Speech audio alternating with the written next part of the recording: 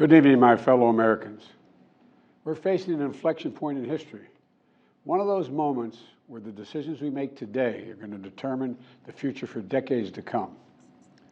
That's what I'd like to talk with you about tonight. You know, early this morning I returned from Israel. They tell me I'm the first American president to travel there during the war. I met with the Prime Minister and members of his cabinet. And most movingly, I met with Israelis who had personally lived through horrific horror of the attack by Hamas on the 7th of October. More than 1,300 people slaughtered in Israel, including at least 32 American citizens. Scores of innocents, from infants to the elderly grandparents, Israelis, Americans taken hostage. As I told the families of Americans being held captive by Hamas, we're pursuing every avenue to bring their loved ones home. As president, there is no higher priority for me than the safety of Americans held hostage. The terrorist group Hamas unleashed pure, unadulterated evil in the world. But sadly, the Jewish people know perhaps better than anyone that there is no limit to the depravity of people when they want to inflict pain on others. In Israel, I saw people who are strong, determined, resilient, and also angry, in shock and in deep, deep pain. I also spoke with President Abbas, the Palestinian Authority, and reiterated that the United States remains committed to the Palestinian people's right to dignity and to self-determination. The actions of Hamas terrorists don't take that right away. Like so many other, I'm heartbroken by the tragic loss of Palestinian life, including the explosion at the hospital in Gaza, which was not done by the Israelis. We mourn every innocent life lost. We can't ignore the humanity of innocent Palestinians who only want to live in peace and have an opportunity. You know, the assault on Israel echoes nearly 20 months of war, tragedy, and brutality inflicted on the people of Ukraine, people that were very badly hurt since Putin launched his all-out invasion. We've not forgotten the mass graves, the bodies found bearing signs of torture, rape used as a weapon by the Russians, and thousands of Ukrainian children forcibly taken into Russia, stolen from their parents. It's sick. Hamas and Putin represent different threats, but they share this in common. They both want to completely annihilate a neighboring democracy, completely annihilate it. Hamas' stated purpose for existing is the destruction of the state of Israel and the murder of Jewish people. Hamas does not represent the Palestinian people. Hamas uses Palestinian civilians as human shields, and innocent Palestinian families are suffering greatly because of them. Meanwhile, Putin denies Ukraine has or ever had real statehood. He claims the Soviet Union created Ukraine. And just 2 weeks ago, he told the world that if the United States and our allies withdraw, and if the United States withdraw, our allies will as well, military support for Ukraine would have, quote, a week left to live, but we're not withdrawing. I know these conflicts can seem far away, and it's natural to ask, why does this matter to America? So let me share with you why making sure Israel and Ukraine succeed is vital for America's national security. You know, history has taught us that when terrorists don't pay a price for their terror, when dictators don't pay a price for their aggression, they cause more chaos and death and more destruction. They keep going, and the cost and the threats to America and the world keep rising. So if we don't stop Putin's appetite for power and control in Ukraine, he won't limit himself just to Ukraine. Putin's already threatened to remind, quote, remind Poland that their Western land was a gift from Russia. One of his top advisors, a former president of Russia, has called Estonia, Latvia, and Lithuania Russia's Baltic provinces. These are all NATO allies. For 75 years, NATO has kept peace in Europe and has been the cornerstone of American security. And if Putin attacks a NATO ally, we will defend every inch of NATO which the treaty requires and calls for. We'll have something that we do not seek. Make it clear, we do not seek. We do not seek to have American troops fighting in Russia or fighting against Russia. Beyond Europe, we know that our allies, and maybe most importantly our adversaries and competitors, are watching. They're watching our response in Ukraine as well. And if we walk away and let Putin erase Ukraine's independence, would-be aggressors around the world would be emboldened to try the same. The risk of conflict and chaos could spread in other parts of the world, in the Indo-Pacific, in the Middle East, especially in the Middle East. Iran is supporting Russia in Ukraine, and it's supporting Hamas and other terrorist groups in the region, and will continue to hold them accountable, I might add. The United States and our partners across the region are working to build a better future for the Middle East. One where the Middle East is more stable, better connected to its neighbors, and through innovative projects like the India-Middle East-Europe Rail Corridor that I announced this year at the summit of the world's biggest economies. More predictable markets, more employment, less rage, less grievances, less war when connected. It benefits the people who would benefit the people of the Middle East and would benefit us. American leadership is what holds the world together. American alliances are what keep us, America, safe. American values are what make us a partner that other nations want to work with.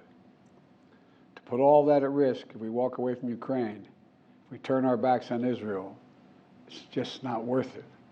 That's why tomorrow I'm going to send to Congress an urgent budget request to fund America's national security needs, to support our critical partners, including Israel and Ukraine. It's a smart investment that's going to pay dividends for American security for generations.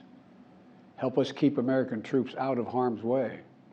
Help us build a world that is safer, more peaceful, more prosperous for our children and grandchildren. In Israel, we must make sure that they have what they need to protect their people today and always. The security package I'm sending to Congress and asking Congress to do is an unprecedented commitment to Israel's security that will sharpen Israel's qualitative military edge, which we've committed to, the qualitative military edge. We're going to make sure Iron Dome continues to guard the skies over Israel. We're going to make sure other hostile actors in the region know that Israel is stronger than ever and prevent this conflict from spreading. Look, at the same time, President Netanyahu and I discussed again yesterday the critical need for Israel to operate by the laws of war. That means protecting civilians in combat as best as they can. The people of Gaza urgently need food, water, and medicine. Yesterday, in discussions with the leaders of Israel and Egypt, I secured an agreement for the first shipment of humanitarian assistance from the United Nations to Palestinian civilians in Gaza. If Hamas does not divert or steal these shipments, we're going to provide an opening for sustained delivery of life-saving humanitarian assistance for the Palestinians. As I said in Israel, as hard as it is, we cannot give up on peace. We cannot give up on a two-state solution. Israel and Palestinians equally deserve to live in safety, dignity, and peace. You know, and here at home, we have to be honest with ourselves.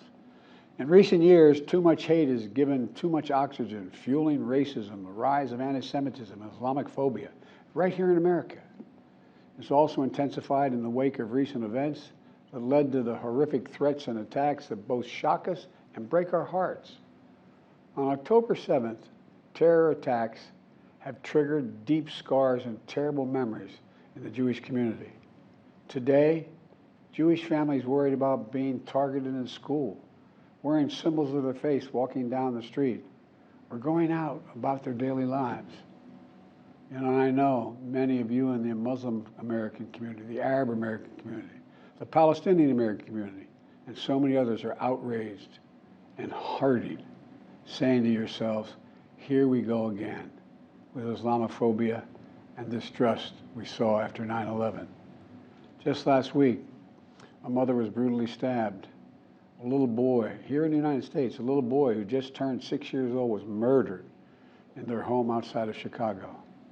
His name was Wadiha, a proud American, a proud Palestinian American family. We can't stand by and stand silent when this happens.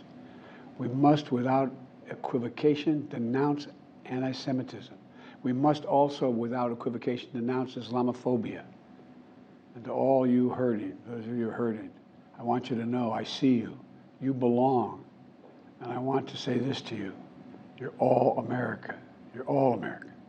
This is in a moment, you know, in moments like these, when fear and suspicion, anger and rage run hard, that we have to work harder than ever to hold on to the values that make us who we are. We're a nation of religious freedom, freedom of expression. We all have a right to debate and disagree without fear of being targeted in schools or workplaces or in our communities. We must renounce violence and vitriol. See each other not as enemies, but as fellow Americans. When I was in Israel yesterday, I said that when America experienced the hell of 9/11, we felt enraged as well. While we sought and got justice, we made mistakes. So I cautioned the government of Israel not to be blinded by rage. And here in America, let us not forget who we are. We reject all forms of hate, whether against Muslims, Jews, or anyone. That's what great nations do, and we are a great nation. On Ukraine, I'm asking Congress to make sure we can continue to send Ukraine the weapons they need to defend themselves and their country without interruption, so Ukraine can stop Putin's brutality in Ukraine.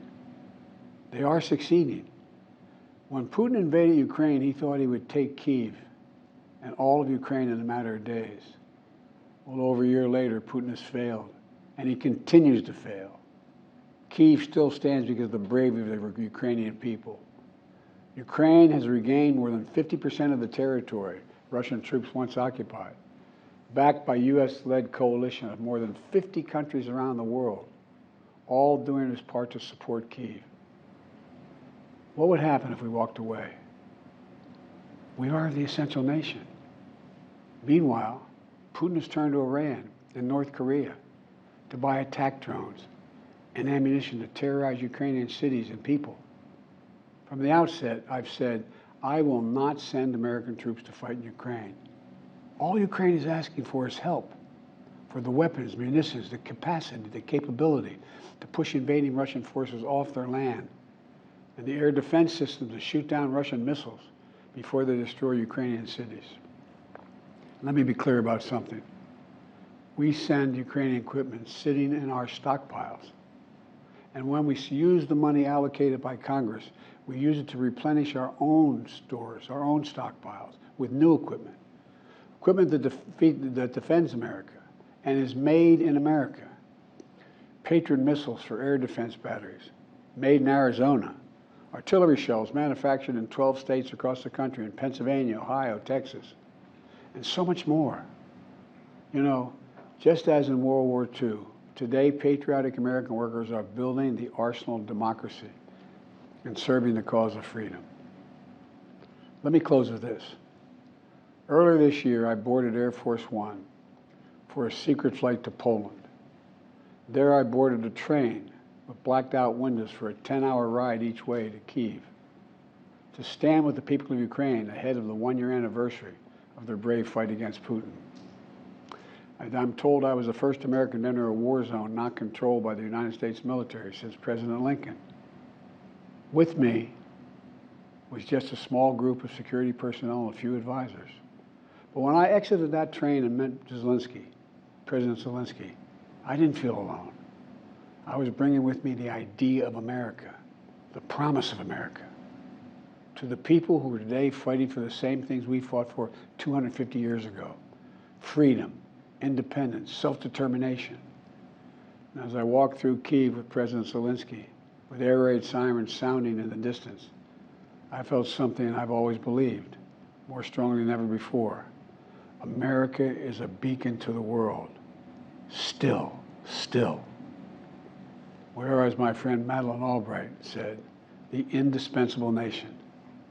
Tonight, there are innocent people all over the world who hope because of us, who believe in a better life because of us, who are desperate not to be forgotten by us, and are waiting for us. But time is of the essence. I know we have our divisions at home. We have to get past them. We can't let petty, partisan, angry politics get in the way of our responsibilities as a great nation. We cannot and will not let terrorists like Hamas and tyrants like Putin win. I refuse to let that happen. In moments like these, we have to remember who we are. We are the United States of America. The United States of America. And there is nothing beyond our capacity if we do it together. My fellow Americans, thank you for your time. May God bless you all, and may God protect our troops.